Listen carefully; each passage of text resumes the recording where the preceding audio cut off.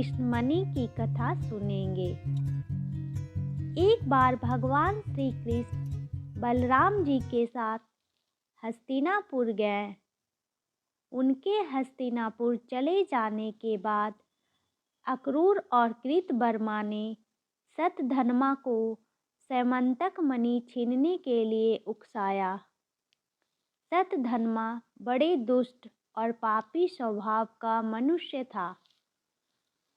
अक्रूर और कृतवर्मा के बहकाने पर उसने लोभवश सोए हुए सत्यजित को मौत के घाट उतार दिया और मणि को लेकर वहां से चला गया।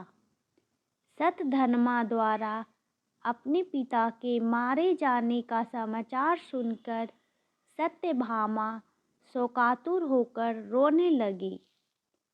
फिर भगवान श्री कृष्ण का स्मरण कर उसने यह प्रतिज्ञा की कि जब तक श्री कृष्ण शतधन्वा का वध नहीं कर देंगे वह अपने पिता का दाह संस्कार नहीं होने देगी।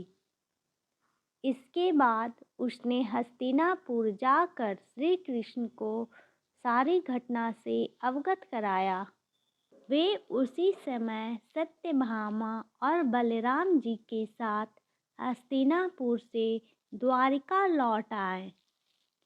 द्वारिका पहुंचकर उन्होंने शतधन्वा को बंदी बनाने का आदेश दे दिया। जब शतधन्वा को ज्ञात हुआ कि श्री कृष्ण ने उसे बंदी बनाने का आदेश दे दिया है तो वह भयभीत होकर कृतवर्मा और अक्रूर के पास गया और उनसे सहायता की प्रार्थना की, किंतु उन्होंने सहायता करने से इनकार कर दिया।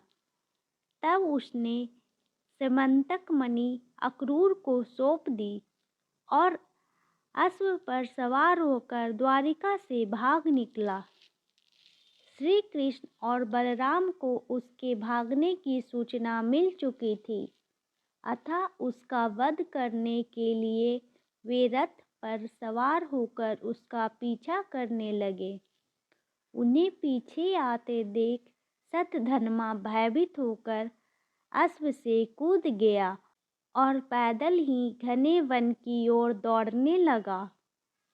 तब श्री कृष्ण ने सुदर्शन चक्र से उसका मस्तक धड़ से अलग कर दिया।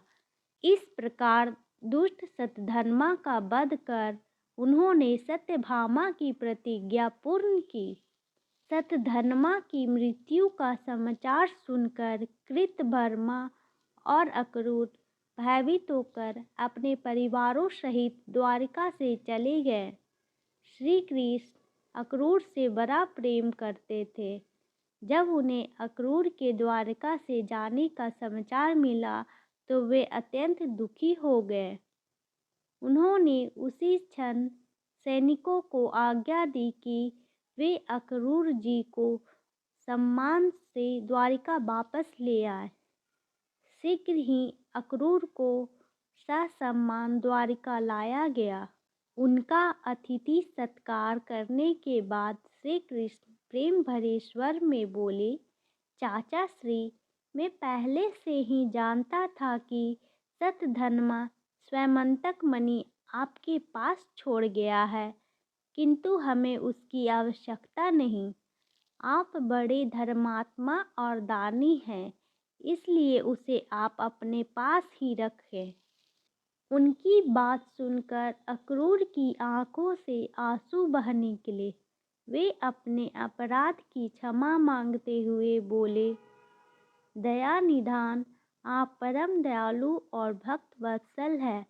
मैं आपकी शरण में हूँ, आप मेरे अपराध को क्षमा करें। यह कहकर उन्होंने मणि उन्हें सौंप दी।